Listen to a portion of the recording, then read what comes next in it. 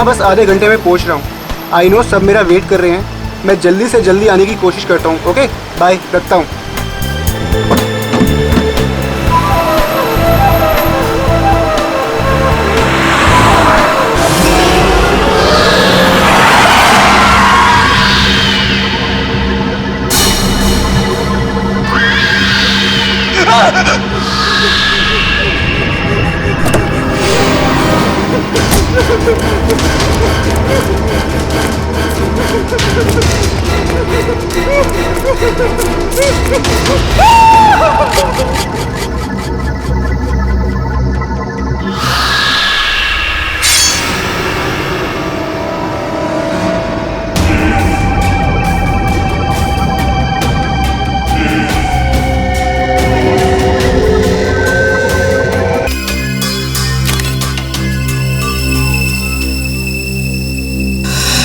जतिन नाम है इसका, केबल ऑपरेटर है ये।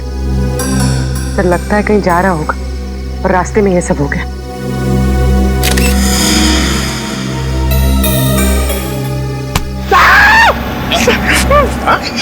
सर अंधेरी रात में आपने मेरे कंधे पे हाथ रख दिया सर, मेरे को डर लग गया। क्या मिला निखिल? सर यहाँ पे इस गाड़ी के टायर का निशान है। लगता है इसे अचानक यहाँ पे ब्रेक मारना पड़ा और कोई निशान यहाँ पे दिखाई दे नहीं रहा है। सर ये किसी इंसान का काम नहीं है सर, ये वही जुलाई वाली आत्मा का काम है सर। सर उसने इससे पहले इसी महीने इसी तरह दो लोगों के खून किए थे सर। आज 13 जुलाई है और उस दिन 4 जुलाई की अंधेरी रात थी। इसी आत्मा ने जीवन का एक पैर काट डाला और जीवन मर गया। किसी ने खूनी को नहीं देखा।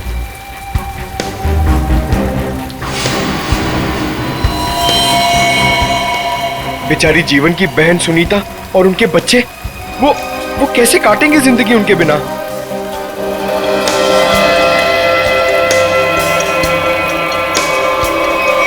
और वो पार्लर वाली औरत, उसकी नाक और उंगली काट ली और किसी ने नहीं देखा उस आत्मा को। वो भी इसी खूनी आत्मा के हाथों मारी गई 5 जुलाई की रात को इसी तरह। लेकिन किसी ने तो देखा होगा खूनी को। नहीं सर, हमने कुछ नहीं देखा। जब तक हम अंदर आए रीना मर चुकी थी। ये कोई आत्मा का खेल नहीं है, ये किसी खूनी इंसान के बिगड़े हुए दिमाग का खेल है जो इसे आत्मा का किया साबित करना चाहता है। पूर्वी, इस कार को अच्छी तरह से चेक करो, जितने भी उंगलियों के निशान है सब उठा लो। और तुम सब आसपास देखो कुछ मिलता है क्या।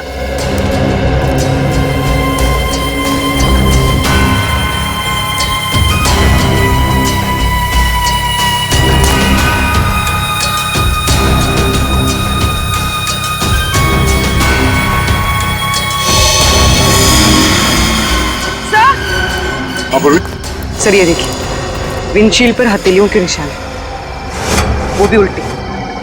सर लगता है कोई उल्टा लटक के इस पे अटैक करने की कोशिश कर रहा था, तभी ये घबरा गया होगा और इसने अचानक ब्रेक मार दिया। और सर जतिन अपने आप को बचाने की कोशिश कर रहा होगा, इतने में खूनी ने अपना काम कर दिया। हो सकता है।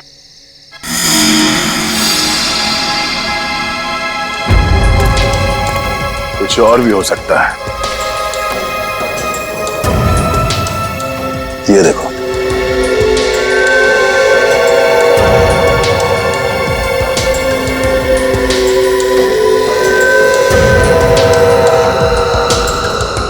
नंगे पांव के निशान जंगल की तरफ जा रहे हैं।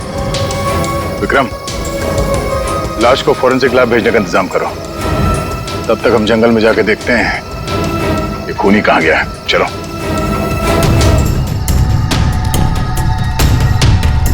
सर हम लोग और कितना आगे जाएंगे सर? जहां तक सुराग नहीं मिल जाते वहां तक। सर अगर यहाँ सुराग हो ही नहीं तो? और अगर सुराग यहीं पे हो तो? हाँ? पूर्वी, तुम इस तरफ देखना।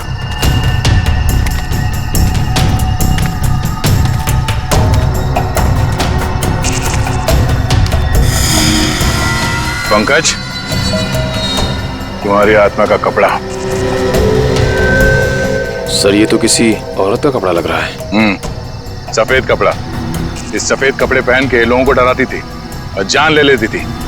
खून किया और कपड़े भी बदल लिए।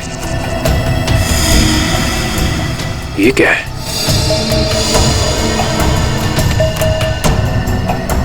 अरे ये क्या, मरा हुआ चूहा? अरे चूहा नहीं है पंकज, विग है। सर शायद उसी खूनी औरत का होगा।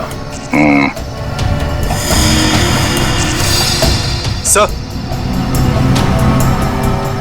ये देखिए, लगता है खूनी ने अपने खून भरे हाथ पहुंच कर ये कपड़ा यहां फेंक दिया। गुनहगार कितना भी होशियार क्यों ना हो, कोई ना कोई गलती जरूर करता है। सबूत छुपाने के चक्कर में सबूत ही छोड़ गया। जिस तरह से खून हुए उसे देखकर तो लगता है कि खूनी कोई एक ही है। पहले उसने उन तीनों को चाकू से मारा और फिर उनके शरीर का एक एक हिस्सा काट लिया। इन सबको देखकर लगता है कि उसके मन में बहुत नफरत भरी थी इन तीनों के खिलाफ। पहले उसने जीवन का पैर काटा, फिर रीना की नाक और हाथ की उंगली, और अब ये केबल ऑपरेटर जतिन, उसका तो हाथ ही काट लिया। और सर तीनों को इसी महीने में मारा है, जुलाई में। जरूर इसके पीछे कोई बहुत बड़ा राज है। और सर इन तीनों मरने वालों के बीच में कोई संबंध भी तो नहीं है। ऐसा कैसे हो सकता है काविन? कुछ ना कुछ तो संबंध जरूर है इन तीनों के बीच में। और सर जिस तरीके से खून किया है, खूनी बहुत ताकतवर है। हाँ, और बहरूपिया में खूनी बहरूपिया है। औरत बनकर खून कर रहा है वो, औरत बनकर। याद है ना उस जंगल में हमें औरत के कपड़े मिले और विग भी? काविन ये विग ही हमें उस खूनी तक पहुंचाएगा, ये विग ही पहुंचाएगा हमें। बस पता लगाना पड़ेगा ये विग कहां से खरीदा गया था और किसने खरीदा था। Yes sir. रेडी? इस यतिन के घर जाके उसके घर वालों से मिलो, उनसे बातचीत करो, पता लगाओ कि और कौन कौन जानता था जतिन के खंडाला ट्रिप के बारे में। हाँ साळुंखे,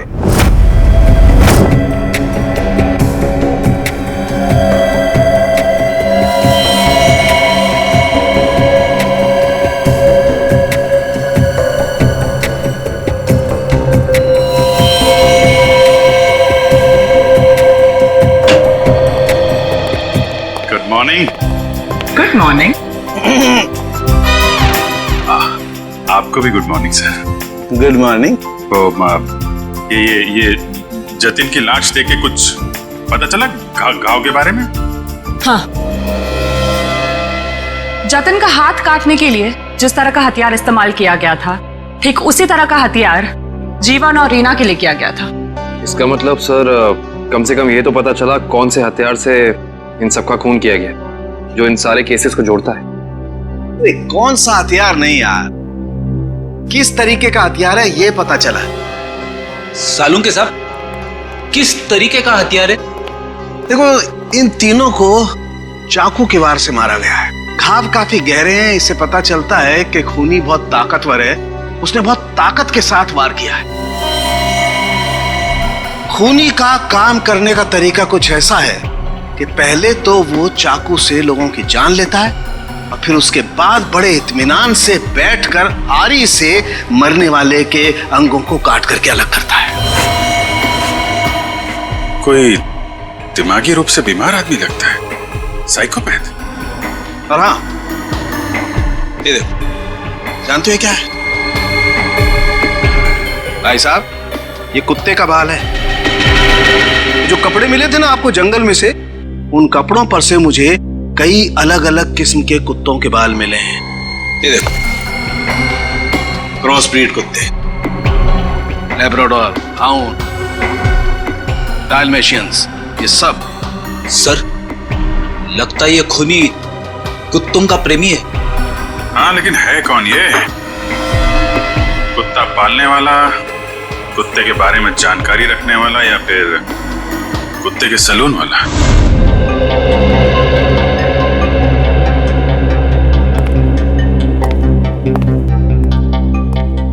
मैं और क्या बताऊं सर, मुझे तो विश्वास ही नहीं हो रहा है कि जतिन भैया को कोई क्यों मारना चाहेगा। वो एक सीधे साधे आदमी थे, अपने केबल नेटवर्क के बिजनेस के अलावा उनको फुर्सत ही नहीं थी कि वो किसी और विषय में सोचे।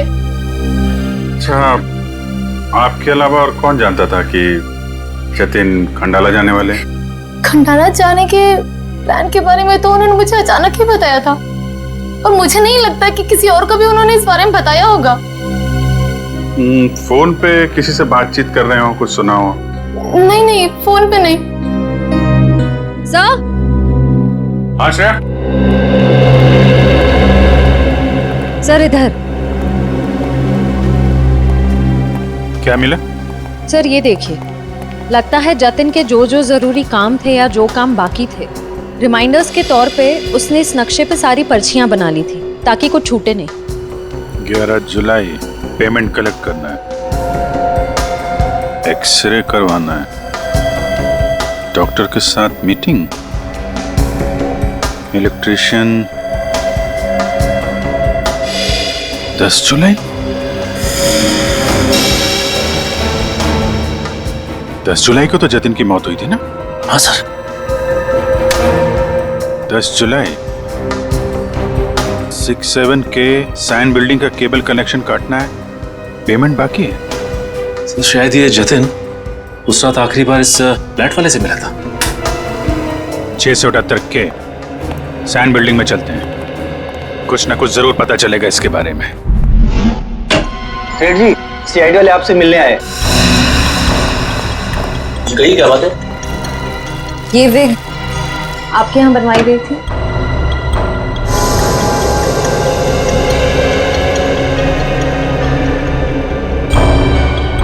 जी हाँ, ये हमारे यहाँ था। किसने बनवाई थी? क्या बात है, कुछ गंभीर मामला लग रहा है। मामला वाकई गंभीर है। हमें शक है जिसने ये विग बनवाई थी वो खून भी करता है। सर ये तो औरत की विग है। औरत और खून? हाँ, क्या आप प्लीज बता सकते हैं कि ये विग किसने खरीदी थी?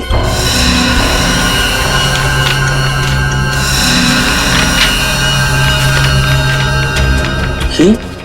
क्या हुआ? सर ये खूनी नहीं हो सकती सर।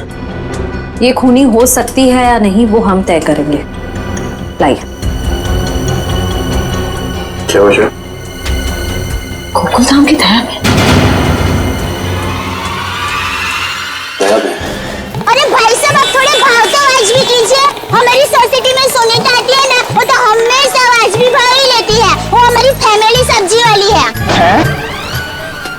अरे भाई बस आपका नहीं और मेरा नहीं, इससे 25 रुपए रखो। अरे बहन जी, इतना तो मुझे घर में पड़ता है। हाँ तो ये भी मुझे घर में ही लेके जाना है। अरे मेरे कहने का मतलब इतनी तो मेरी खरीद पड़ती है। गोकुल धाम सोसाइटी से पता कर लिया है, यहाँ पे नहीं कहीं आई है भाजी खरीदने। अरे लेकिन उसे ब्यूरो कैसे लेके जाएंगे?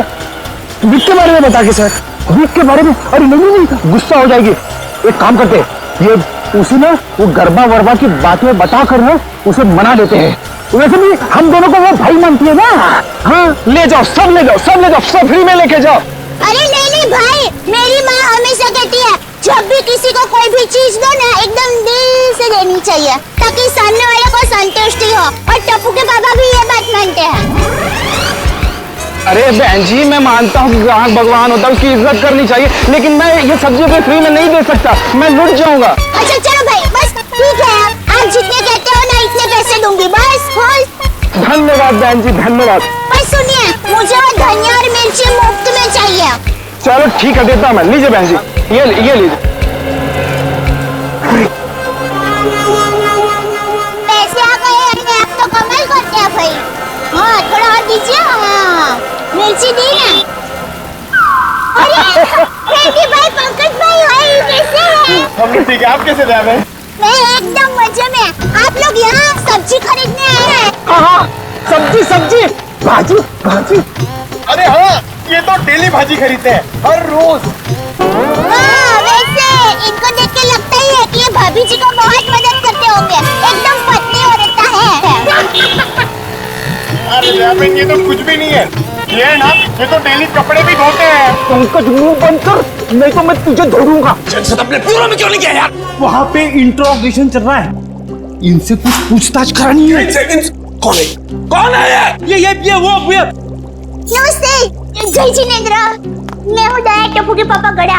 अरे फ्रेंडी भाई, ये आप लोगों का किचन है? मुझे तो अभी पता चला। और ये जामुनी रंग है, मतलब ये दराक, हाँ ये अनार का जूस है। और ये पीला मतलब ये मौसमी का जूस है। पर आप जूस को गर्म क्यों कर रहे हैं? सूप बना रहे हैं? और आप शेफ हैं? अरे वो खाना बनाता है ना, उनको इंग्लिश में बोलते हैं ना शेफ। शेफ? बावर्ची भाई। बावर्ची हो? अरे मैडम, ना ये किचन है ना मैं बावर्ची हूँ, समझी? देखो फ्रेडी, अगर 2 मिनट में तू इनको यहाँ से नहीं ले गया ना, मैं यहाँ से चला जाऊंगा। ओ भाई, जूस वाले भाई, देखिए मैं यहाँ अपने आप नहीं आई हूँ। मुझे यहाँ फ्रेंडी भाई और पंकज भाई लेके आए हैं। मुझे भी बहुत काम है। बापूजी के लिए थेपला बनाना है, टप्पू के लिए नाश्ता बनाना है, ढोकला काम पड़े हैं। वैसे आपका नाम? देवन, ये डॉक्टर है, डॉक्टर सालूम के। ओह डॉक्टर साहब, नमस्ते डॉक्टर साहब। आप किसके डॉक्टर है? पशु पक्षी की मनुष्य के? अगर आप मनुष्य के डॉक्टर होंगे ना, तो आप हमारे गोकुल धाम सोसाइटी के डॉक्टर हादी भाई को तो जानते ही होंगे। पर उनका कमाल क्या है, वो डॉक्टर है ना, फिर भी खाने के बहुत शौकीन है। भगवान की कृपा। देवन, ये डॉक्टर सालूम के है, फॉरेंसिक लैब के। लैब के डॉक्टर? बहुत अजीब डॉक्टर है नहीं? अजीब? हाँ, मैं अजीब हूँ, मैं। बोलो, कर लो क्या करना, मैं अजीब हूँ। ये अजीब है और कान के गरीब है। अरे कान कुछ सुनाई नहीं देता, कानपुर में हड़ताल है। कितनी जोर से बोल रहे हैं। और डॉक्टर साहब सॉरी, माफ करना, छोटी मुंह बड़ी बात कर रही हूँ। मैं देख रही हूँ आप कब से फ्रेंडी भाई को डांट रहे हैं। आपको कोई बोलने वाला नहीं है, इसलिए अगर आप ज्यादा डांटेंगे ना, तो मैं पमरुदन साहब है ना, उनको बोल दूंगी। किसको बोल देगी? पमरुदन? Sorry sir, ACP Pradyuman sir. ACP?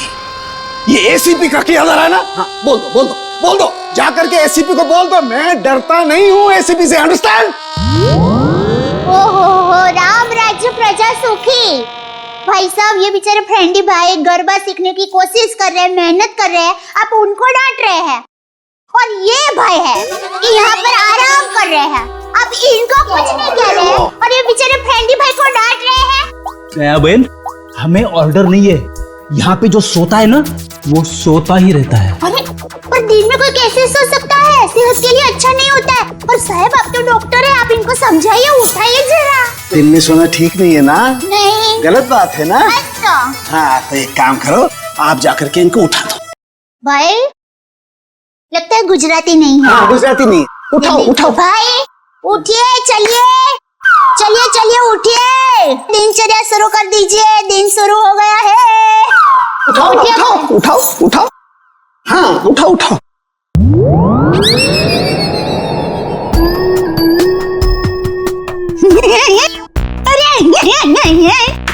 ये भाई आंखें खुली रख के सो गए हैं। अरे ये उठेगा नहीं, क्योंकि ये उठ गया है।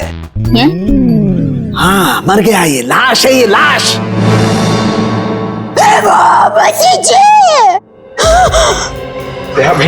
रहने दो, ये तो संसार का नियम है, जो एक बार आया है उसे जाना भी है। अरे तो यार, इन्हें भी जाना है, इन्हें भी ले जा यार, तू ले जा इन्हें, ले जा।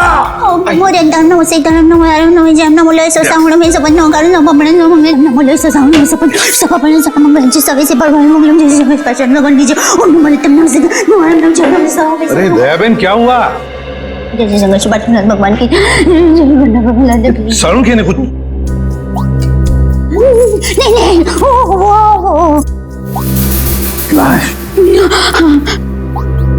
दयाबेन, ये फोरेंसिक लेबोरेटरी है, यहाँ पर लाशें पड़ी रहती है। तो इनको डर नहीं लगता?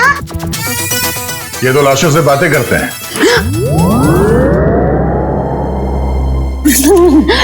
दरअसल हमने आपको यहाँ ये विग दिखाने के लिए बुलाया। ये तो बबीता जी की विग है। ये बबीता जी? हाँ, हमारे गोकुल धाम सोसाइटी में रहते हैं, हमारे पड़ोसी है। अय्यर भाई उनके पति का नाम है। वो दरअसल हमारे में पति का नाम नहीं बोल सकते, लेकिन दूसरे के पति का नाम बोल सकते हैं, उसमें कोई प्रॉब्लम नहीं है। फिर वो बबीता जी ने विग मंगाई थी, भाई की विग मंगाई थी, पर गलती गलती से बहन की विग आ गई थी तो वो वापस करने के लिए गए थे, लेकिन आपके पास ये विग कैसे आई? हम बबीता जी से पूछ लेंगे। हाँ, आइए, घबराइए मत, आइए। पर मुझे यहाँ पे क्यों बुलाया गया है? आप आइए तो सही। सर क्या हुआ है? अब आपको कैसे बताएं क्या बात है?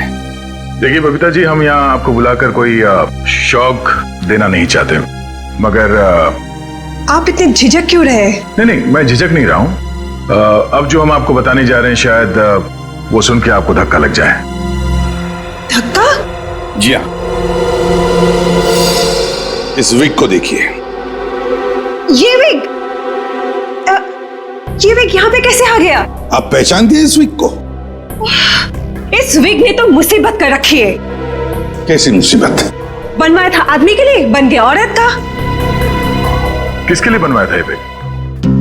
वो एक्चुअली मेरी एक फ्रेंड है, उनके हस्बैंड को बाल कम है और उन्हें काफी शर्म आ रही थी एक विग वाले के पास जाने को, तो उन्होंने आपसे कहा? जी हाँ, और फिर मेरी दया भाभी को कहा। अब ये दया बहन कहाँ आ गई इस विग की स्टोरी में? नहीं, वो एक्चुअली दया भाभी को काफी कुछ मालूम होता है ना, इसके लिए। अच्छा, फिर क्या हुआ? और फिर दया भाभी ने जेठा जी को कहा, और फिर जेठा जी ने पिताजी को कहा, पिताजी ने नेताजी को कहा, नेताजी ने बेटे जी को कहा। अरे बबीता जी प्लीज, कहीं तो ये खत्म होगा क्या नहीं, बताइए ना आगे क्या हुआ? नहीं सर, ऐसी कोई बात नहीं है। जेठा जी ने सिर्फ कहा कि वो मेरी मदद करेंगे, क्योंकि उन्हें पता था ना कि विग कहाँ से बनाया गया है, इसलिए। आगे क्या हुआ? फिर ये विग बदलना था और असली विग लेना था, तो जेठा जी ने कहा कि मैं भी आपके साथ आता हूँ। उन्होंने आपकी मदद की? हाँ? और उस दुकान वाले की गलती की वजह से जेठा जी ने जो हंगामा किया, पूरी दुकान सर पे उठा लिया उन्होंने। आइए बबीता जी, आइए आइए, कहिए क्या सेवा कर सकता हूँ आपकी? अरे एक बार सेवा करने का आपको मौका दिया, वो तो आपने ठीक से की नहीं। जी मैं कुछ समझा नहीं। अब भी समझाते हैं।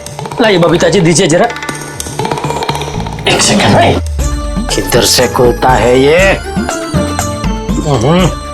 मिल्क मिल्क, थैंक यू, ये लीजिए। ये किधर क्या है? ये क्या है? ये विग है सर। अरे विग है वो तो बराबर है, लेकिन लेडीज विग है, देखो जरा ध्यान से। हाँ सर, ये लेडीज विग है। तो ये लेडीज विग क्यों है? क्योंकि सर ये लेडीज विग है। अरे एक मिनट जेठा जी, एक मिनट। देखिए भाई साहब, हमने एक जेंट्स विग का ऑर्डर दिया था और ये गलती से लेडीज विग आ गया है, सो आप कुछ इसका। वाह वाह बबीता जी, अब कितनी अच्छी हैं आप, इतनी अच्छी क्यों हैं? इनकी वजह से आपको इतनी तकलीफ हुई, फिर भी आप इनके साथ कितनी नम्रता से बात कर रहे हैं। लेकिन हमारे देश में नम्रता काम नहीं करती, लातों के भूत बातों से नहीं मानते। देखिए भाई साहब, ये लात बात मत मारिए। अरे लात क्या, तुमको तो हवालात मारने की जरूरत, मेरा मतलब है हवालात में डालने की जरूरत है। पता है आपकी वजह से इनको कितनी तकलीफ हुई। अरे भाई साहब क्या हुआ, कैसी तकलीफ बताइए तो। अच्छा बताते हैं। इन्होंने अपनी एक दोस्त के पति के लिए जेंट्स विग का ऑर्डर आपको दिया था, लेकिन आप लोगों ने पता नहीं क्यों जेंट्स विग के बदले लेडीज विग बना के भेज दी, और इनके दोस्त के पति भी बेचारे जल्दी जल्दी में ये लेडीज विग पहन के अपनी ही दी हुई पार्टी में पहुंच गए शानो शौकत से, और पूरी पार्टी में सब लोग उनका देख के हंस करने लगे। जेठा जी हो गई एहसास हो गई। सब लोग कहने लगे अरे वाह वाह वाह, पहली बार हमने दाढ़ी मूंछ वाली लड़की देखी भाई साहब। आपकी वजह से ये तकलीफ हुई उनको, और उनकी वजह से इनको तकलीफ हुई, और इनकी वजह से मुझे तकलीफ हुई। सॉरी भाई साहब, गलती हो जाती कभी कभी इंसान से। सॉरी भाई साहब, हो जाती है गलती कभी कभी, बस इतना बोल दिया, बात खत्म है, बात खत्म, बस हो गई गलती। ये नहीं चलेगा, नहीं चलेगा ये। देखिए भाई साहब, आप जरा आवाज नीचे करके बात करिए प्लीज। नहीं होगी मेरी आवाज नीचे, नहीं होगी। जेठा जी 1 second, just relax and calm down, okay? Just a second. Okay भैया, इट्स ओके, इट हैपेंस। आप अभी एक काम कर दीजिए, ये विग हमें बदल के दे दीजिए प्लीज। हाँ, विग तो बदल के दीजिए और पैसे भी वापस दीजिए, फ्री में दीजिए विग।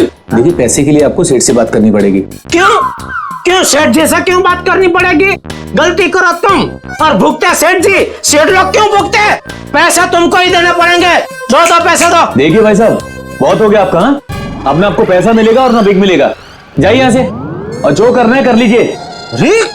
तो छिलने पटली में से क्यों? तो 1 सेकेंड भैया प्लीज। नहीं नहीं बबीता जी, नहीं, इनके सामने गिड़गिड़ाने की कोई जरूरत नहीं है। पूरे मुंबई में क्या इनकी एक की विग की दुकान थोड़ी है, हजारों लाखों विग की दुकान है। हम वहां से ले लेंगे, कहीं ना कहीं से तो हमें विग मिल ही जाएगी बबीता जी। और अगर नहीं मिलेगी बबीता जी तो मैं अपने बाल काट के उसकी विग बना के आपके चरणों में अर्पण कर दूंगा। जी जी, इट्स ओके। ओके, यहाँ से अभी विग तो क्या, विग क्या बाल भी नहीं लेंगे। चलिए आइए बबीता जी, आइए। अरे आइए बबीता जी, आइए।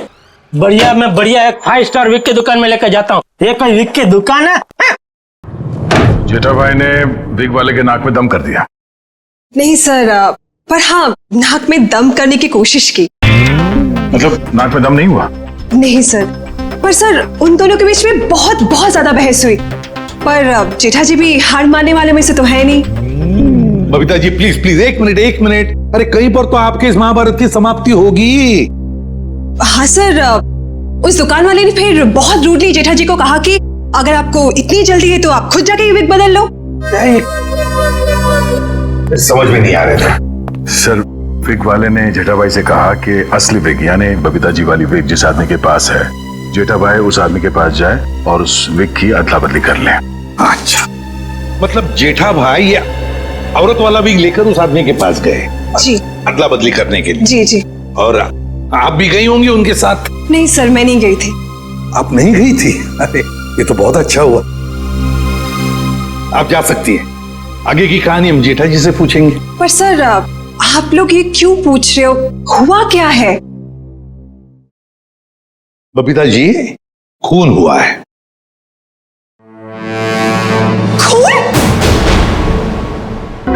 जरा इस पर्ची पे देखिए, ये आपके लिए तो नहीं लिखा कहीं?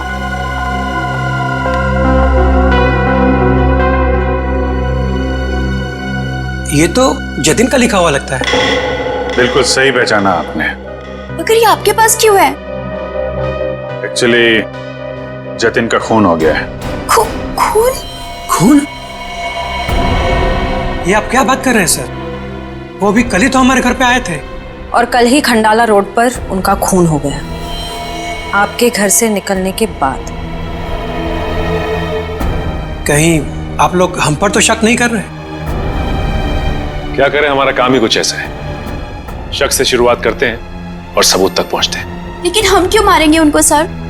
हाँ, केबल की पेमेंट को लेके थोड़ा झगड़ा हुआ था हमारा, लेकिन क्या हम आपको खूनी दिखाई देते हैं? वो सब छोड़िए, आप ये बताइए कि जतिन यहाँ अकेला आया था या फिर उसके साथ में कोई और भी था?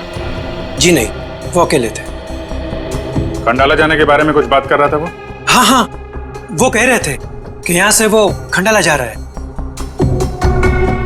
ये बात आप दोनों के अलावा और किसी ने सुनी थी? दरवाजे पे खड़े होकर जोर जोर से चिल्ला रहे थे वो। आते जाते ना जाने कितने लोगों ने सुना होगा, हम कैसे बता सकते हैं? ठीक है, अभी हम लोग जा रहे हैं, जरूरत पड़ी तो दोबारा तकलीफ देंगे। सर, ये रीना रहती थी कालीन हाउस में और जतिन रहता था सुपांडी सोसाइटी में। सर, ये जीवन अपनी चचेरी बहन सुनीता और उसके बच्चों के साथ रहता था डायमंड अपार्टमेंट में। और ये तीनों के तीनों एक दूसरे से 1 किलोमीटर के दायरे में रहते थे। सर, लेकिन ये एक संयोग भी तो हो सकता है। कभी संयोग 2 लोगों के साथ हो सकता है, 3 के साथ नहीं। संयोग नहीं तो फिर क्या हो सकता है सर? इसका एक ही मतलब हो सकता है फ्रेडी, खूनी इन तीनों के आसपास ही रहता है। एक बात और है सर, मरने वालों में एक कॉलेज प्रोफेसर है, एक ब्यूटिशियन है और जतिन केबल ऑपरेटर है। ऐसी कौन सी वजह हो सकती है जिस वजह से खूनी ने इन तीनों को अपना शिकार बनाया होगा? फ्रेडी, एक काम करो, रीना के घर से जो फोटोग्राफ्स मिले हैं ना, लेकर आओ। कविन देखो, खूनी ने जीवन और जतिन इन दोनों के शरीर का सिर्फ एक ही हिस्सा काटा है, सिर्फ एक। मगर रीना की नाक भी काटी और उंगली भी काटी। क्यों? सर ये देखो रीना की उंगली पर ये अंगूठी। सर लगता है ये अंगूठी काफी महंगी है। और इसीलिए रीना की उंगली काटी गई फ्रेडी, इस महंगी अंगूठी के लिए। सर अभी तक तो खूनी के बारे में पता नहीं चला है, अंगूठी कहां से ढूंढेंगे? फ्रेडी ज्वेलरी शॉप में से। खूनी ये अंगूठी अपने पास तो नहीं रखेगा, किसी न किसी ज्वेलरी शॉप में जाएगा ही ये अंगूठी बेचने के लिए।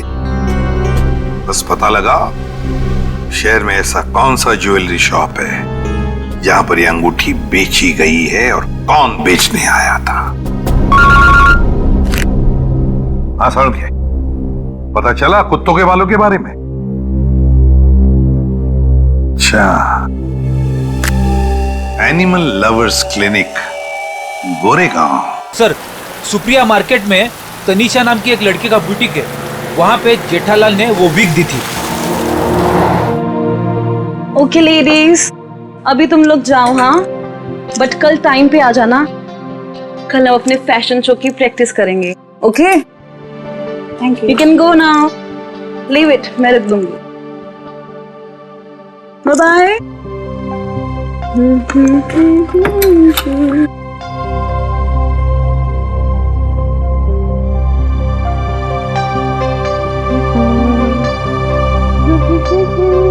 Hello, lady. Bye, bye, bye, bye.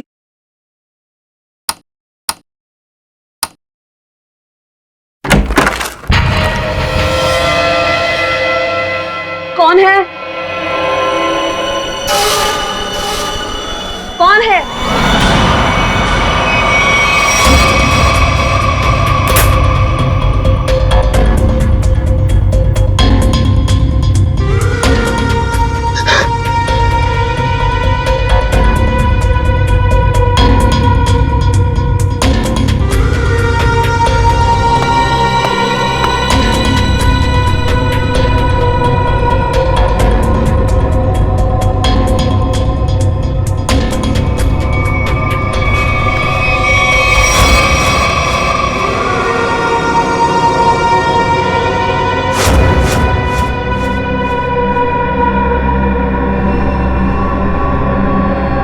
जिसने 3-3 खून किए हैं, उसके कपड़ों से हमें कुछ ऐसे क्रॉस ब्रीड कुत्तों के बाल मिले हैं जिसका डीएनए आपके यहाँ इलाज कराने वाले कुत्तों के डीएनए से मैच करता है।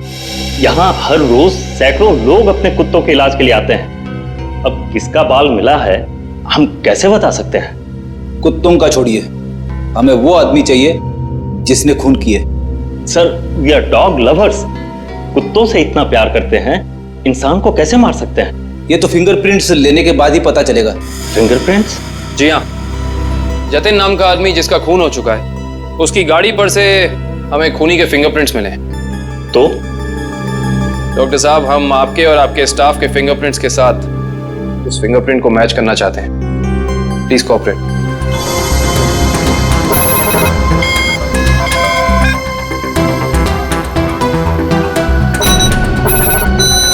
हाँ भाई,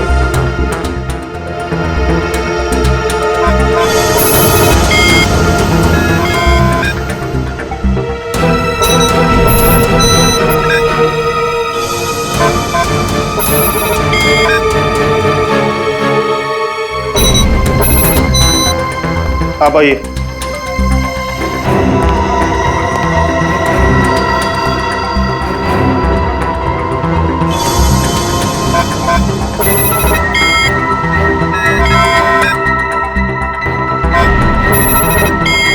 सर, इनका भी फिंगरप्रिंट मैच नहीं हुआ। थैंक गॉड, मैं तो डरा हुआ था कि अरे कुछ किया ही नहीं तो डर किस बात का? डॉक्टर साहब, हमें आपकी एक और मदद चाहिए। जी, हमें आपके उन सारे क्लाइंट्स के नाम और पते चाहिए जो अपने क्रॉस ब्रीड कुत्तों को यहाँ आपकी क्लिनिक में इलाज कराने के लिए लाते हैं। श्योर। सर, रीना की अंगूठी की डिजाइन हमने सारे ज्वेलर्स को भेजी थी, सिर्फ इस सलोरा ज्वेलर्स ने पहचान की है। और श्रेया, ताज्जुब की बात तो यह है कि एक साधारण सी अंगूठी के लिए खूनी ने रीना की उंगली काट दी। आइए सर, क्या देखना चाहेंगे आप लोग? हम सीआईडी से हैं, हमने ही आपको कॉल किया था। ओ हाँ, आप लोग किसी लड़की की अंगूठी के बारे में जानना चाहते हैं? जी हाँ, इसी डिजाइन की कॉपी हमने आपको भेजी थी और इसी लड़की की वो अंगूठी है, रीना नाम है उसका। अंगूठी तो यही है, मगर ये अंगूठी मैंने किसी और के ऑर्डर पे बनाई थी। तो फिर किसके ऑर्डर से बनाई थी? देखिए किसी का खून हुआ है, प्लीज। हाँ बताता हूँ।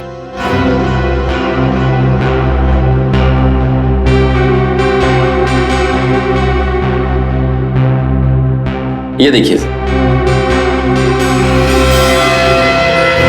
तो ये बात है, अब तक सीआईडी के सामने नाटक चल रहा था, तो अब तुम देखो सीआईडी का तमाशा।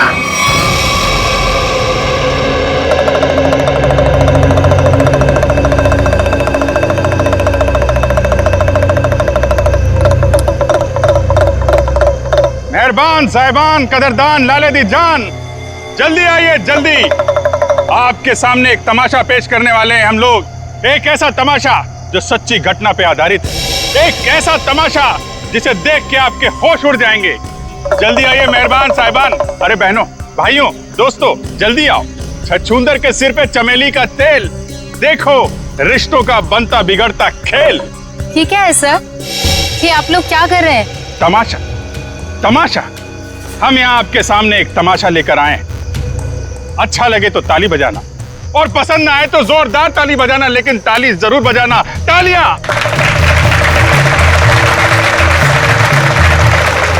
ये कहानी है एक लड़के और एक लड़की की। लड़का लड़की से बेहद प्यार करता था। ए लड़की,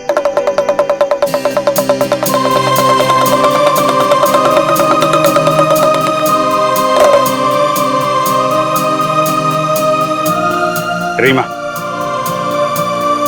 मैं तुमसे बहुत प्यार करता हूं। मैं तुम्हारे बिना एक पल भी नहीं जी सकता।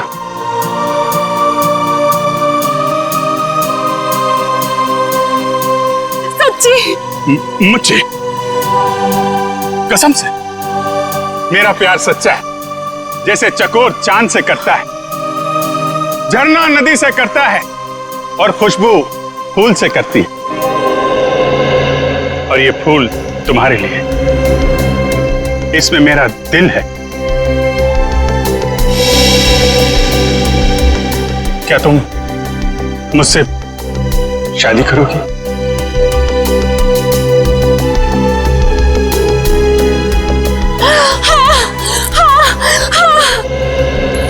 मैं तुमसे शादी करूंगी। मैं सिर्फ और सिर्फ तुम्हीं से शादी करूंगी। ये तुम्हारे लिए। शुक्रिया।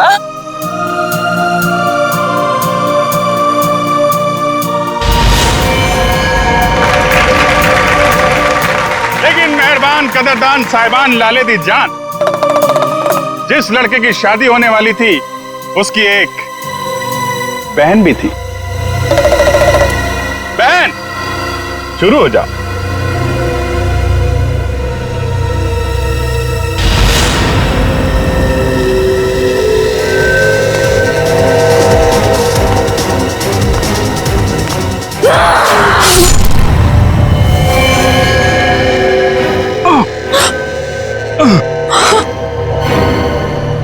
बहन, ये तूने क्या किया?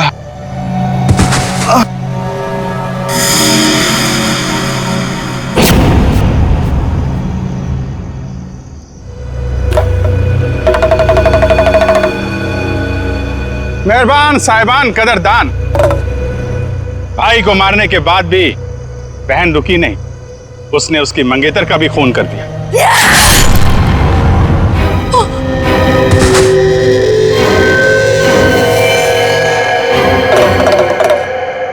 इन दोनों को मारने के बाद भी बहन का खूनी खेल बंद नहीं हुआ। अरे उठ जा, तेरा रोल खत्म हो गया, उठ जा। एक बेचारा निर्दोष राह चलते जा रहा था, इसे क्या मालूम कि वहां मौत उसका इंतजार कर रही है। जा भाई, मर जा।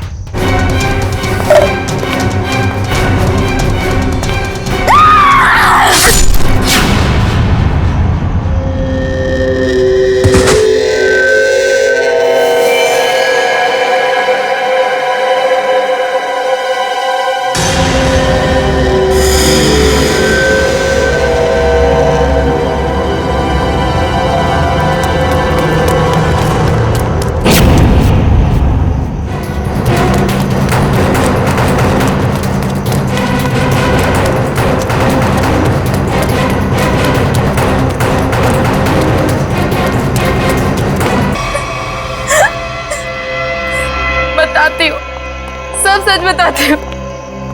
मैंने ही अपने चचेरे भाई और उसकी मंगेतर रीना का खून कर दिया, क्योंकि वो दोनों मुझे अपने घर से निकाल देना चाहते थे। मैंने जो कुछ भी किया अपने बच्चों के लिए किया। रीना मुझसे कई बार कह चुकी थी कि जब उसकी शादी जीवन से हो जाएगी तो मुझे जीवन का घर छोड़ना पड़ेगा। अपने बच्चों को लेकर कहाँ जाती? मैं एक तलाकशुदा औरत हूँ और ज्यादा पढ़ी लिखी भी नहीं हूँ, इसलिए मैंने सोचा कि तुम दोनों को अपने रास्ते से हटा देती हूँ, और मैंने वही किया। लेकिन मुझे लगा कि लोगों को मुझ पर शक ना हो जाए, इसलिए इसको सीरियल किलिंग का रूप देने के लिए मैंने जतिन का भी खून कर दिया। तुम्हें क्या लगा ऐसा करने से तुम बच जाओगी? हैं?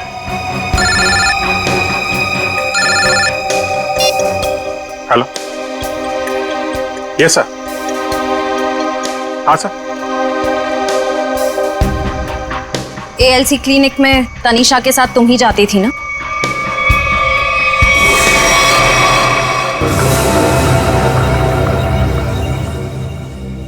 मुझे बचा लो प्लीज, मुझे बचा लो प्लीज। तुम यहाँ क्या कर रही हो? मैंने तुम्हें कितनी बार कहा है कि मेरा और तुम्हारा अब कोई लेना देना नहीं है। मैं बहुत खतरे में हूँ, मेरे पीछे सीआईडी लगी हुई है, प्लीज मुझे बचा लो। क्या सीआईडी? मैं तुम्हारे हाथ जोड़ती हूँ, प्लीज मुझे बचा लो। मैं बहुत मुसीबत में हूँ, मेरे बच्चे को और मुझे शहर से दूर भेज दो, प्लीज मुझे बचा लो प्लीज। खून करने में मैं तुम्हारी मदद कर दी, लेकिन सीआईडी से बचना नामुमकिन है। बिल्कुल सही कहा भुवन तुमने। हमें पहले से पता था ये काम इस अकेली लड़की का नहीं है, इसमें कोई और भी शामिल है, इसीलिए हमने उसे वहां निकलने दिया। मुझे छोड़ दो सर, मुझे छोड़ दो, मुझे माफ कर दो। सीआईडी से आज तक कोई भी मुजरिम नहीं छूटा।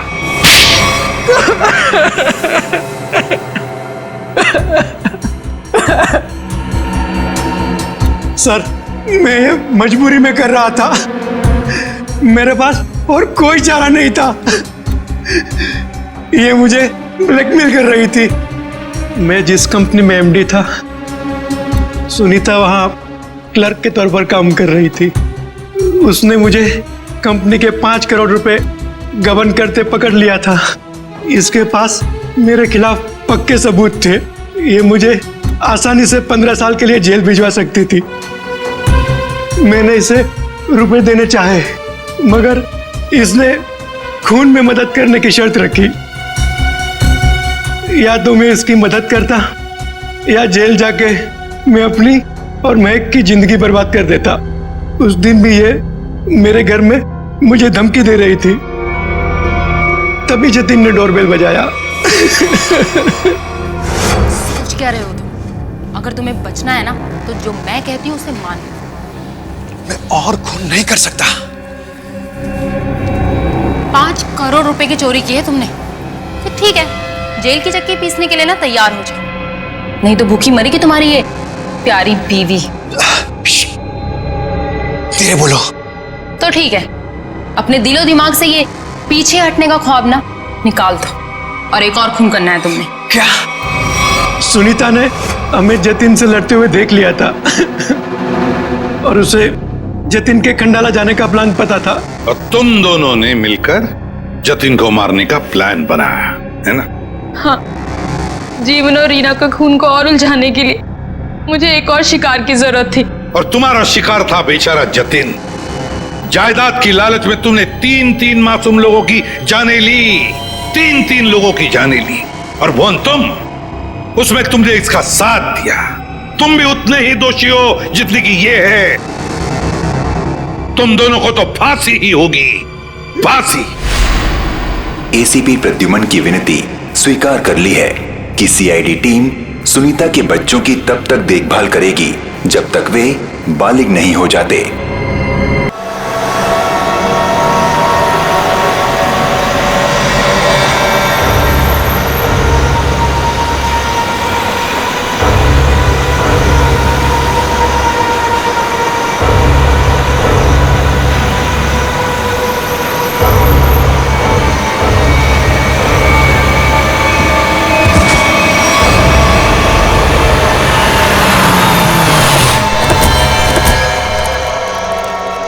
अभिजीत, अभिजीत, क्या?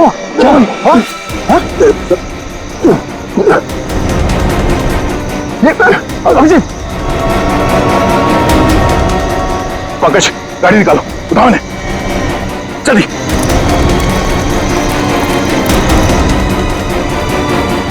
जल्दी पंकज।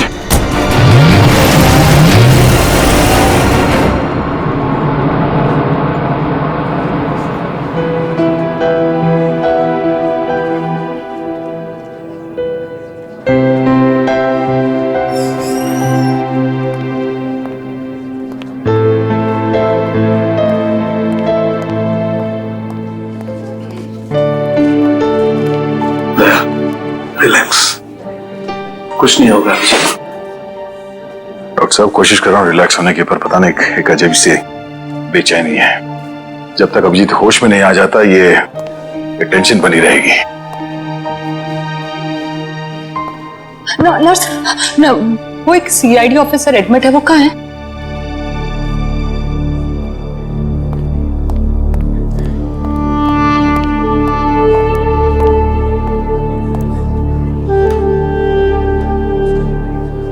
कैसा है अभिजीत? वो ठीक तो है ना? तुम मेरे अभिजीत से? नहीं, उसका ट्रीटमेंट चल रहा है अंदर। अभी तक ट्रीटमेंट चल रहा है? भगवान।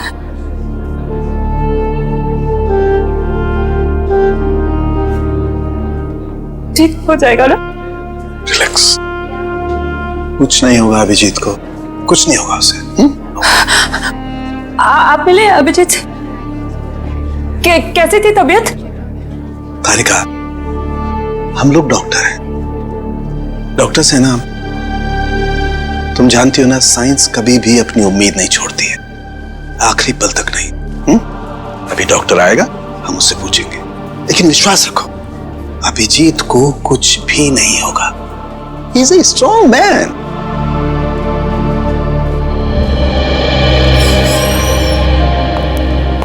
डॉक्टर साहब, अब अभिजीत कैसा है? फिक्र की कोई बात नहीं है, अब वो खतरे से बाहर है। क्या बोला था मैंने? मैं अंदर जाके मिल के आता हूँ। नहीं, अभी नहीं, अभी उन्हें होश नहीं आया है। अच्छा, कब तक होश में आ जाएगा वो? यही कोई 2-3 घंटे में।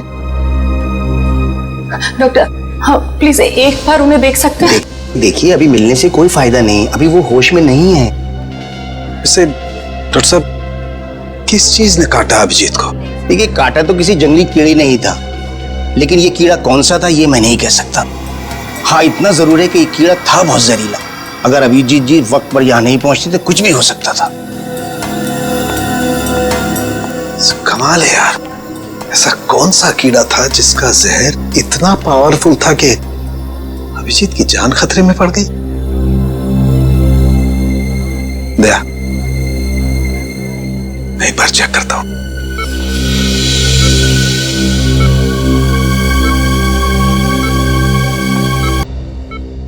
पूरा हाथ सूज गया है।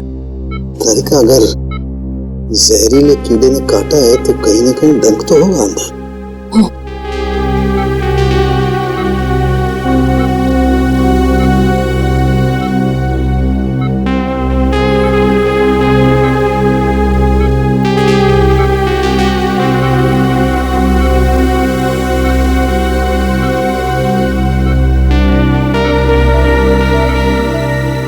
ये है वो कीड़े का जहरीला डंक।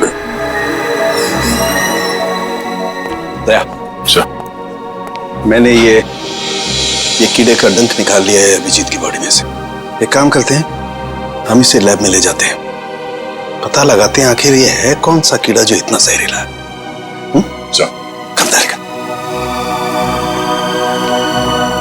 आई होप ये जहरीला कीड़ा किसी और को ना काट ले।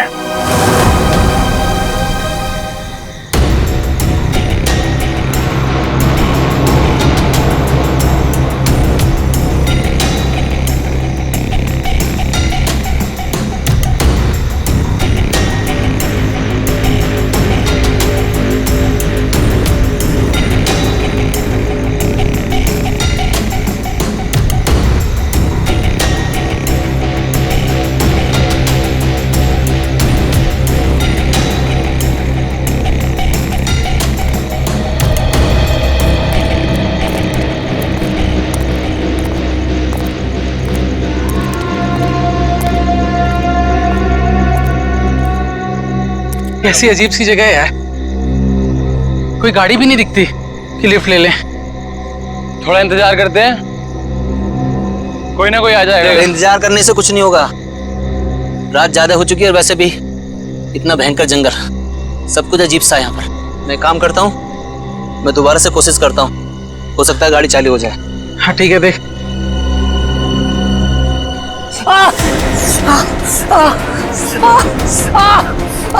जतिन, क्या हुआ? क्या हुआ? लगता है इसे किसी जहरीले कीड़े ने काटा है। एम्बुलेंस को फोन कर जल्दी। जतिन, जतिन, जतिन, जतिन, जल्दी कर। अरे इस घनघोर जंगल में नेटवर्क भी नहीं आ रहा यार, हमें कुछ करना पड़ेगा यार, कुछ कर। जतिन आंखें खोल।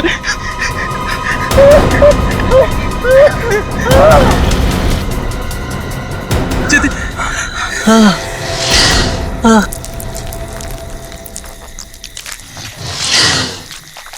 ये आवाज कैसी है? हाँ यार, आवाज तो मुझे भी आई।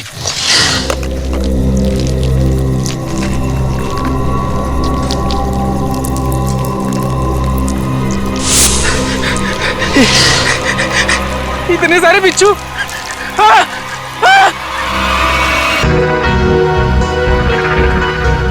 काम करो पूरी, ये उंगलियों के निशान उठा लो और इन तीनों के हाथों के निशान से मैच करके देखो। अगर मैच नहीं होता है तो इसका मतलब है यहाँ कोई और भी था। सर, आपका अंदाजा सही निकला, गाड़ी खराब है, स्टार्ट नहीं हो रही है। हेलो, सर, सर जल्दी इधर आइए। क्या पंकज? सर, मैंने 2 बिच्छू भी यहाँ से भागते हुए देखे सर। बिच्छू?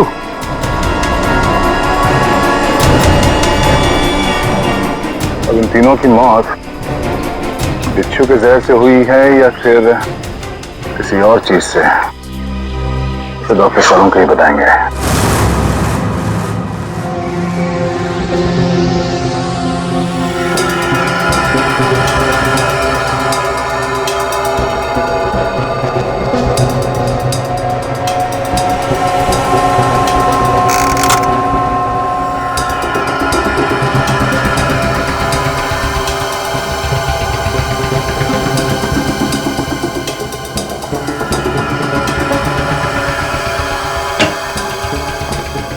देख सालुंखे, इस बार खाली हाथ जाने के लिए नहीं आया।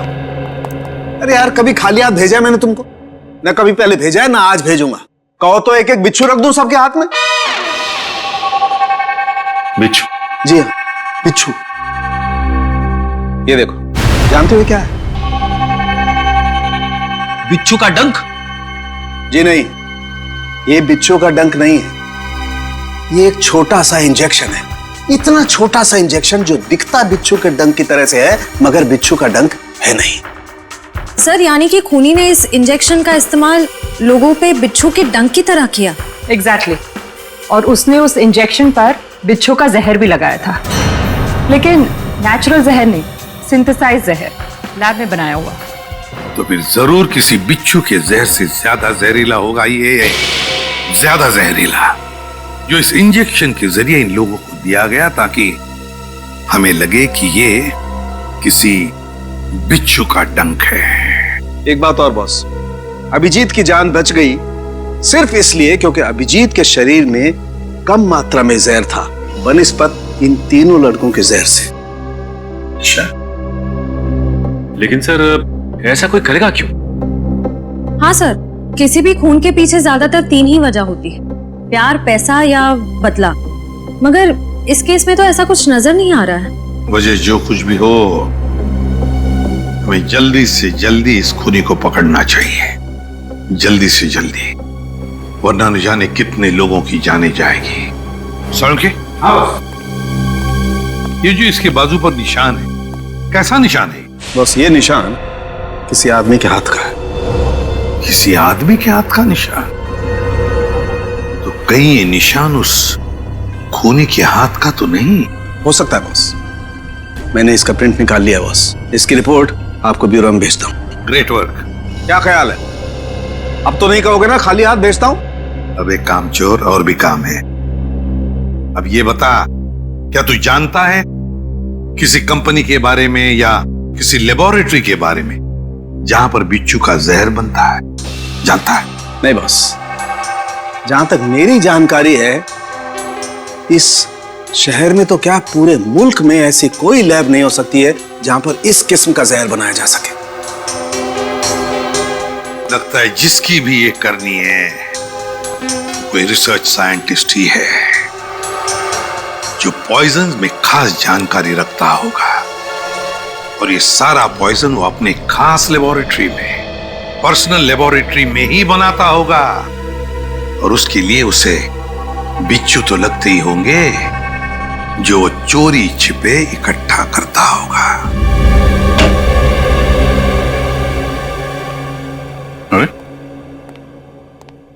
फ्रेडी,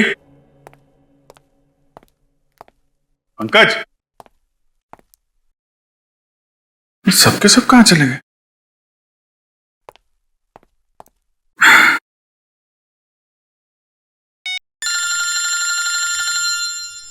तारिका जी का फोन। हाँ तारिका जी, कैसी हैं आप? मैं तो बिल्कुल ठीक हूं। मैं इधर ही ब्यूरो आया था। अरे और कितना करूं आराम भाई? अरे देखिए, मैं गुस्सा मत करो, मैं जल्दी चला जाऊंगा यहां से।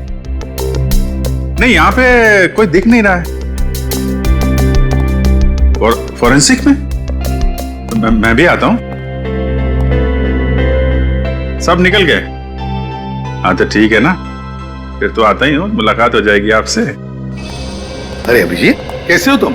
नहीं, प्लान कैंसिल। ये सर। अब ठीक हो? हाँ सर, अब काफी ठीक है सर। अरे कुछ दिन आराम कर लेते। सर 3 खून हो गए, खूनी अभी भी घूम रहा है। जब तक वो सलाखों के पीछे नहीं पहुंच जाता सर, आराम का कोई मतलब नहीं। हाँ ये बात तो है। अभिजीत, उस रात जब ये सब हुआ तब का कुछ याद है तुम्हें? आसपास कोई था या कुछ देखा तुमने? सर उस रात मैं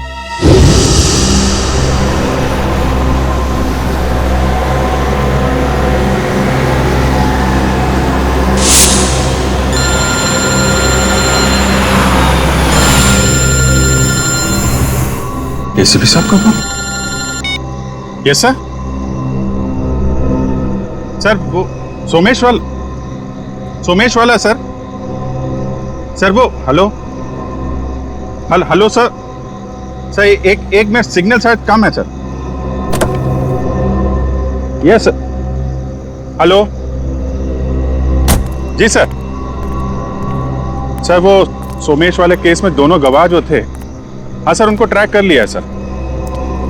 जी नहीं, एक को तो हमने रखा हुआ है अपने कस्टडी में, और दूसरे अभिजीत, क्या हुआ?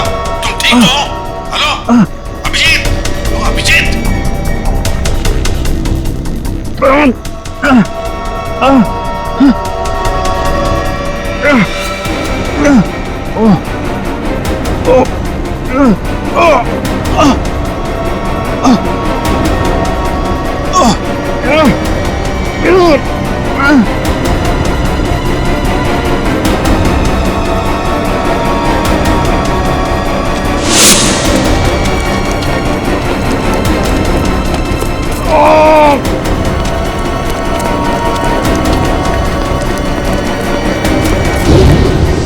मतलब उस वक्त तुम्हारे आसपास कोई भी नहीं था?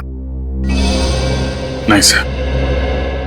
कमाल है, अगर तुम्हारे आसपास कोई भी नहीं था तो फिर उस खूनी ने वो सुई तुम्हारे शरीर के अंदर चुभोई कैसे? क्या सुई? हाँ सर, सालुंके साहब ने बताया कि सुई के ऊपर कोई बिच्छू का सिंथेटिक जहर लगाकर ये सब कुछ कर रहा है। मतलब सर खूनी शायद स्टन गन का इस्तेमाल कर रहा है। हाँ हो सकता है, बिल्कुल हो सकता है। बड़ा चालाक है ये खूनी, बड़ा चालाक है। लेकिन ज्यादा दिन नहीं बचेगा ये हमारे हाथ से। अभिजीत, एक बात तो है कि ये जरूर खुद ही बिच्छू पकड़ता होगा, इकट्ठे करता होगा, तो कभी ना कभी तो बिच्छू ने काटा होगा इसे, है ना? पॉइजन सेल से पता चल सकता है।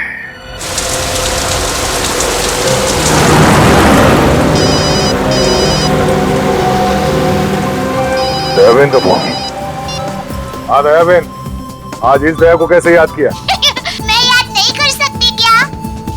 अरे मुझे तो लगा मैं आपको जब चाहे तब बात कर सकती हूँ। हाँ हाँ, क्यों नहीं, बिल्कुल कर सकती है। कैसी हैं आप? मैं एकदम मजे में, और आप? हाँ मैं भी एकदम मजा में। अच्छा दया भाई, हाँ आप उस दिन हमारे गोकुलधाम सोसाइटी वालों के लिए मिठाई लाए थे ना? आपके लिए हमने खास जलेबी लाई है।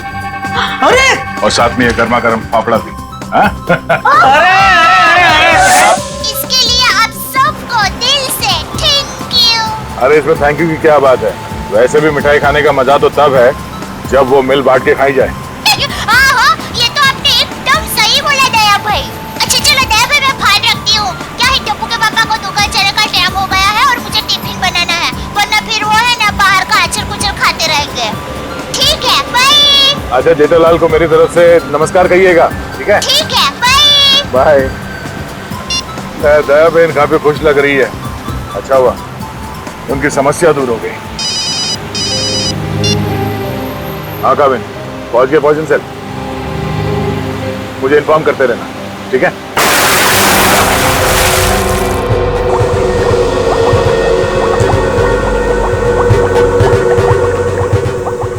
अब जैसे ही इस केमिकल का टेम्परेचर 86 डिग्री सेल्सियस के ऊपर जाएगा, इसका रंग अपने आप बदलना शुरू हो जाएगा। सर, सीआईडी वाले आए हैं। सीआईडी वाले? जी जी कहिए ऑफिसर, क्या कर सकता हूं मैं आपके लिए? डॉक्टर साहब, हम लोग यहाँ इसलिए आए हैं क्योंकि आपके यहाँ अक्सर ऐसे लोग आते हैं इलाज कराने जिन्हें किसी जहरीले कीड़े मकोड़े या बिच्छू ने काटा हो। उसी के बारे में पता करना था। जी हाँ, क्या आपके किसी जान पहचान वाले को भी? हाँ, लेकिन आज हम एक मुजरिम की तलाश में आए हैं। एक ऐसा इंसान जो अलग अलग बिच्छुओं को पालता हो और फिर उनका जहर निकाल के उन्हें मिक्स करता है और उस जहर का इस्तेमाल वो मासूम लोगों पे करता है, उन्हें मारने के लिए। कोई इंसान इतना निर्दयी, इतना विल कैसे हो सकता है? डॉक्टर साहब, आप ये बताइए कि आपके इस क्लिनिक में पिछले कुछ दिनों में ऐसा कोई भी इंसान यहाँ आया है जिसे बिच्छुओं ने काटा हो कई बार, और वो भी अलग अलग किस्म के बिच्छुओं ने? अलग अलग बिच्छुओं ने? क्योंकि जो इंसान दिन रात अलग अलग बिच्छुओं का जहर निकालता है, उसे तो 2-4 डंक लग ही जाते होंगे। हाँ, मंगेश करके एक आदमी है जो यहाँ पर पहले भी 3-4 बार आ चुका है बिच्छू के जहर का इलाज करने के लिए, और उसे जब भी काटा है अलग अलग बिच्छुओं ने ही काटा है। अरे हाँ, हमने तो सोचा था कि उसे अलग अलग बिच्छू पकड़ने का शौक है। कोई आदमी बिच्छू पालने का शौक क्यों रखेगा? आपके पास उसका एड्रेस या नंबर कुछ है? नंबर और एड्रेस तो नहीं है, पर आज वो यहाँ पर आने वाला है बिच्छू के जहर का इलाज करवाने के लिए। आएगा तो जरूर, मगर अब उसका बचना मुश्किल है। लेकिन क्यों? ऐसा क्या हुआ उसे? इतनी बार बिच्छुओं ने काटा है उसे कि अब तो हमारी दवाई ने भी काम करना बंद कर दिया है। तो फिर ठीक है, अब हम भी मिल लेते हैं इस बिच्छुओं के शौकीन से।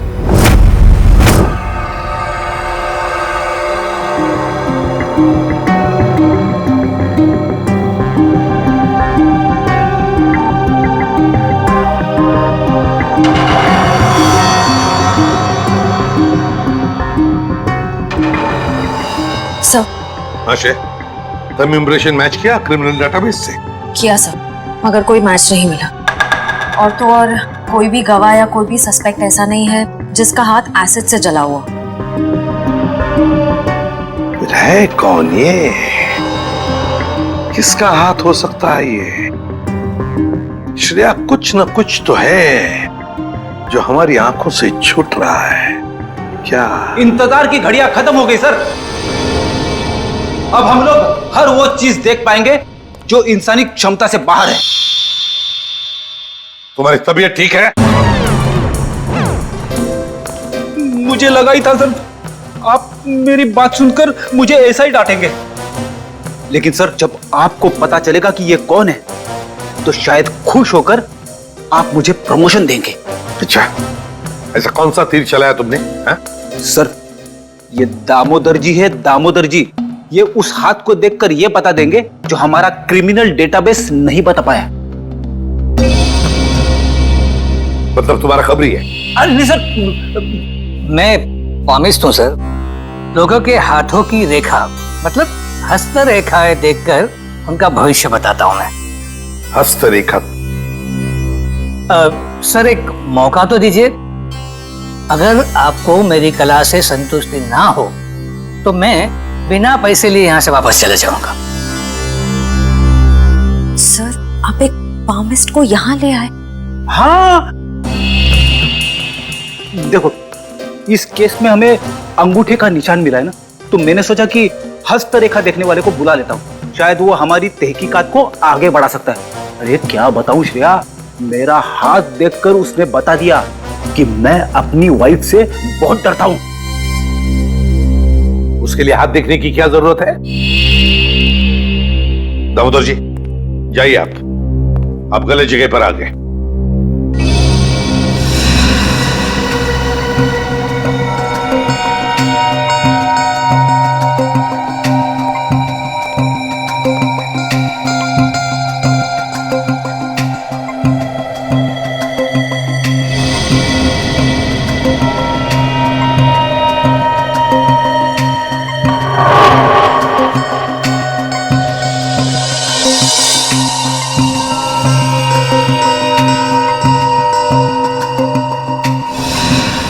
ये किसी आदमी का हाथ लगता है मुझे।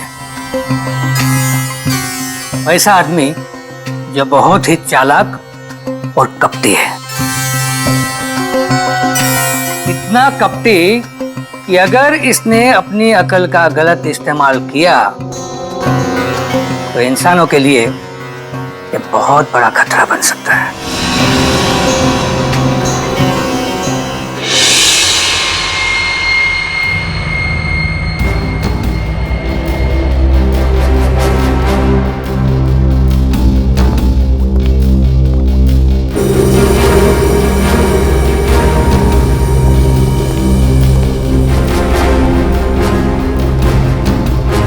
डॉक्टर साहब, डॉक्टर साहब, डॉक्टर साहब प्लीज आप मेरी मदद कीजिए। क्या हुआ? कान खजूरी ने काट लिया, बहुत दर्द हो रहा है। घबराओ मत, वहां जाके लेट जाओ।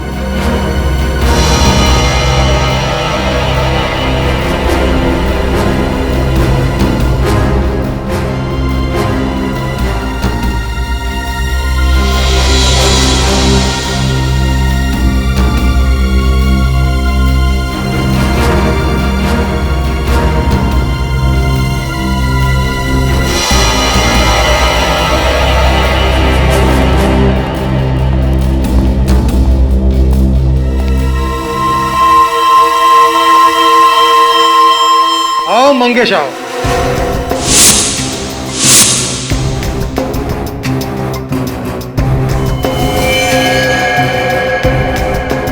क्या फिर से बिच्छू ने किस कर दिया क्या? आप तो जानते हो डॉक्टर साहब, मेरी और बिच्छू की प्रेम कहानी। प्रेम कहानी? एक प्रेम कहानी और भी है, सीआईडी और मुजरिम के बीच में। सीआईडी?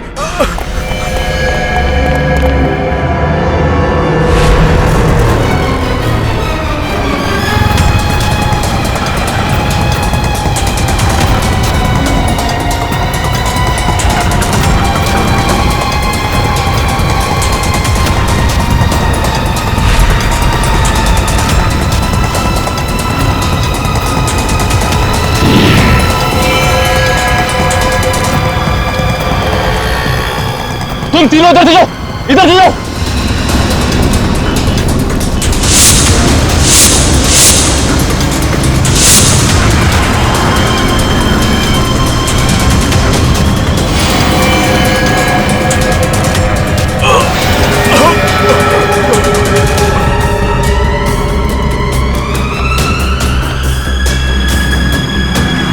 क्या हुआ सर?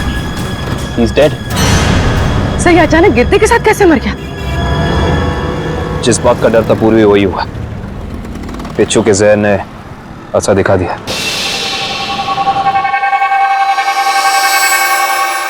ये देखो बॉस, इसके शरीर में कितना ज्यादा जहर भरा हुआ है। सर ये जहर बिच्छुओं का ही है। हाँ कामिल बॉस, ये मंगेश बिच्छुओं के जहर से ही मारा गया है। सर ये मंगेश तो बड़ा ही सरफिरा था। हाँ सर, बिच्छुओं के जहर से ये औरों को मारता था और अब खुद भी मर गया। सर, सर मंगेश ने बाकी लोगों को नहीं मारा है। क्या मतलब है तुम्हारा? सर मंगेश के अंगूठे और हाथों के निशान उस निशान से मैच नहीं करते जो हमें विक्टिम के शरीर पे से मिले थे। इसका मतलब खूनी कोई और ही है। सर जरूर उस खूनी ने मंगेश को पैसे दिए होंगे, इसीलिए उस खूनी के कहने पे मंगेश ने ये बिच्छुओं का खेल रचा। मगर सर एक बात समझ में नहीं आ रही है, इस सब के पीछे खूनी का मकसद क्या हो सकता है? मकसद जो भी हो श्रेया, लेकिन हम मकसद के जरिए नहीं, उन जहरीले बिच्छुओं के जरिए उस खूनी तक पहुंचेंगे। लेकिन पहले हमें यह पता लगाना चाहिए कि ये खूनी ये जहरीले बिच्छू लाता कहां से है, इकट्ठा कहां से करता है। सर शायद घने जंगलों में जाके बिच्छू पकड़ता होगा। घने जंगलों में? नहीं फ्रेडी, मुझे तो लगता है ये कोई ऐसे आदमी से खरीदता होगा ये सारे जहरीले बिच्छू जो तस्करी करता है जहरीले सांप, नेवले, कीड़ों की। सर अगर ऐसा है तो फिर हम लोग इस तस्करी करने वाले तक पहुंचेंगे कैसे? काम पे लगा दो अपने खबरियों को, लगा दो उनको काम पे। बाजार में खबर फैला दो कि कोई बड़ा गिराक आया है जहरीले बिच्छू खरीदने के लिए। जहरीले बिच्छू।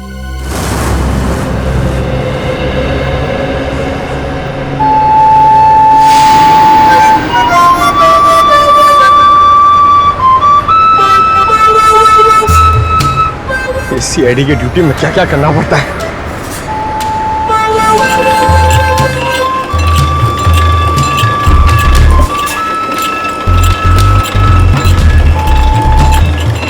ए भाई, अरे जल्दी से एक जूस दे रहे, बहुत गर्मी है। सादा ठंडा?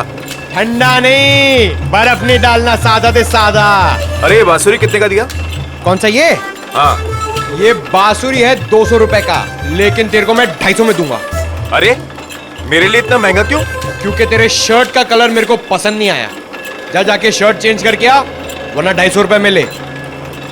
पैसे तो अब तू देगा। लट्टू भाई का फोन आया था, बिच्छू तैयार है। कितना चाहिए? 40। ठीक है, मिल जाएगा। बात याद है ना, पैसा पूरा नकद चाहिए। 40 लाख रुपया। एक बिच्छू कितने का है? फोन पे बताया था ना, पूरा पैसा अपने को नकद चाहिए। 40 लाख रुपया। 40 लाख? इतना महंगा? मांगता है तो ले, नहीं तो रास्ता ना। अरे नहीं नहीं नहीं, चाहिए मेरे को। हाँ ठीक है, तो 1 घंटे बाद आजा, मेरे साथ चल। जूस दे फटाफट। हाँ ये ले।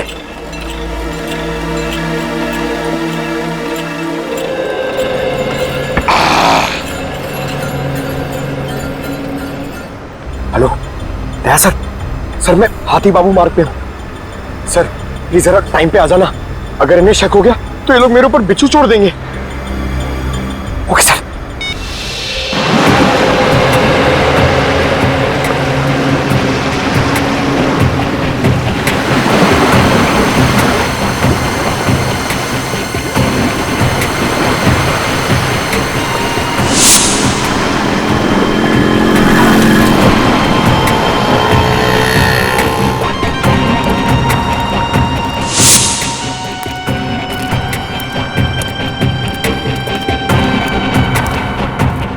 ए चलना, जल्दी कर।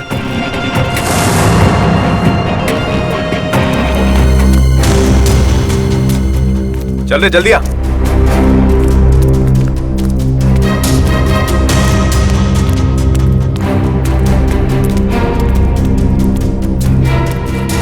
चलो। हाँ चलना। क्या भाई? ये देखो,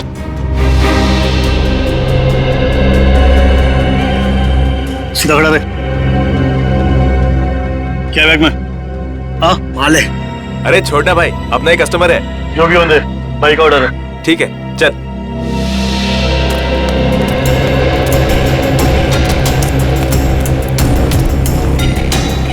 चला जा।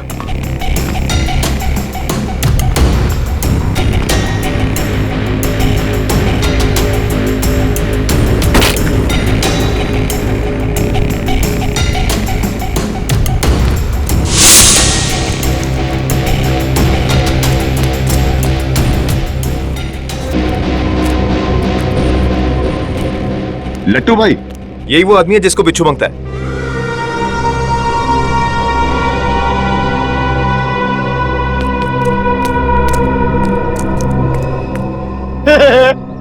लट्टू, ये कैसा नाम है? ए, भाई का मजाक उड़ाता है? मरना है तुझे? ए, नाम पे मत जा, काम से काम रख, समझा? अच्छा एक बात बता, तुझे बिच्छू चाहिए क्यों? मेरी शादी में है ना, बाराती नाचे नहीं थे, इसलिए बिच्छू चाहिए नचाने के लिए। तू अपने काम से काम रख।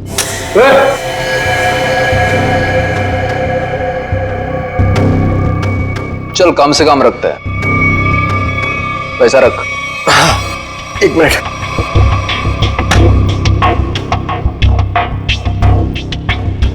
ये लो, पूरे 40 लाख है। Very good. अच्छा एक काम कर, इस बक्से में भी 40 के 40 बिच्छू है, चल ले जा। हाँ।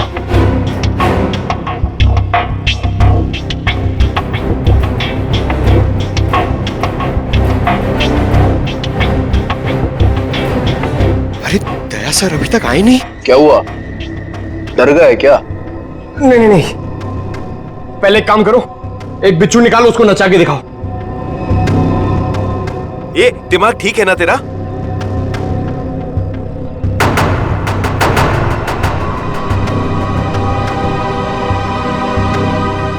दिमाग ठीक है, 40 लाख रुपए दे रहा हूं। बिच्छू नाचना मांगता है, वरना मेरा पैसा वापस करो। ए, आवाज बंद कर, एक फूटी कौड़ी वापस नहीं मिलेगी तेरे को। अगर बिच्छू चाहिए तो बक्सा उठाने, तो चल फूटे आते, हट।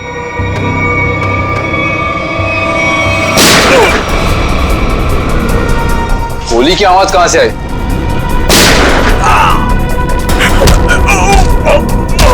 लगता है बाराती आ गए। बाराती?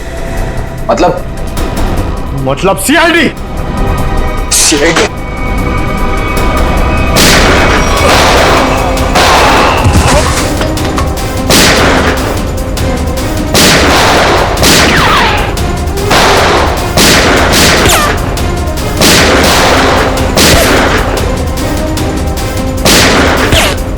निखिल कवर करो।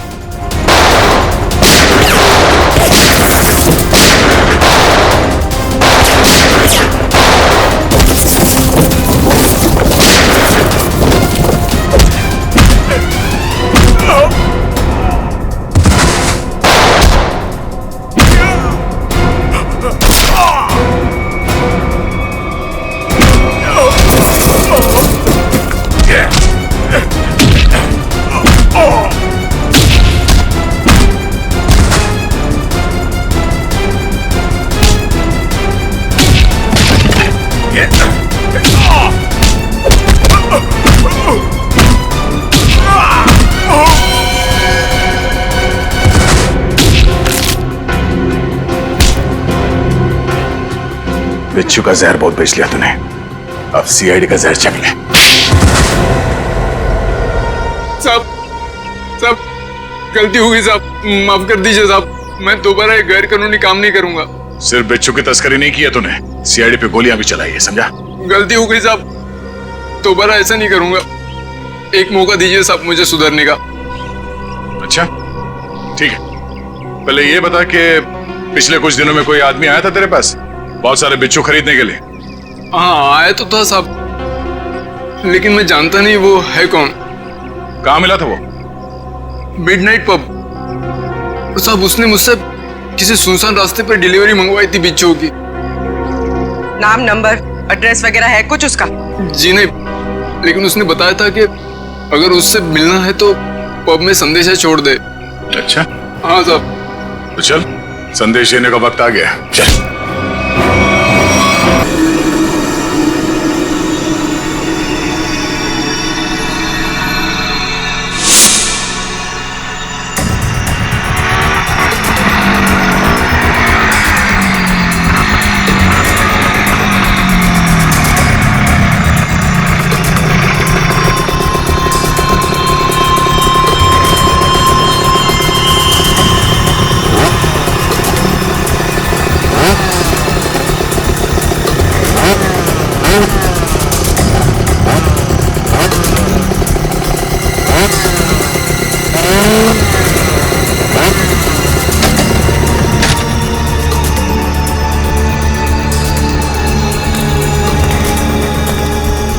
माल लाया? हाँ, दुनिया के सबसे जहरीले बिच्छू लाया हूँ। देखेगा तो तबीयत खुश हो जाएगी। देखिए और पूछ ला बिच्छू ला। हम दोनों भी बिच्छू ही हैं, सीआईडी के बिच्छू। सीआईडी? निखिल! पकड़ो उसे! मयूर जल्दी! निखिल! निखिल!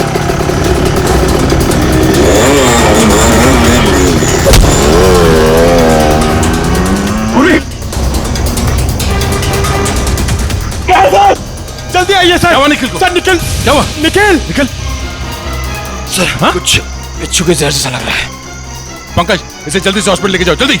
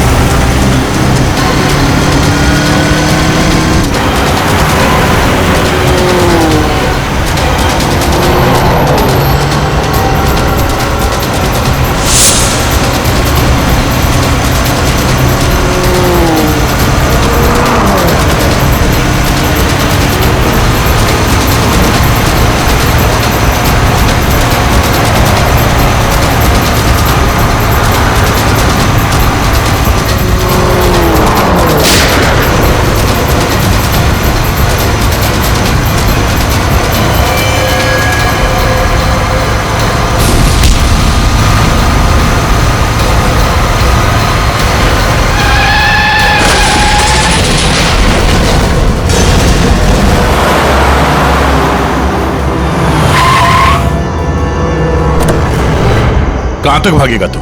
हैं? बिच्छू का जहर देने का बहुत शौक है तुझे? हैं? जरा मुखड़ा तो दिखा अपना। अरे वाह, तू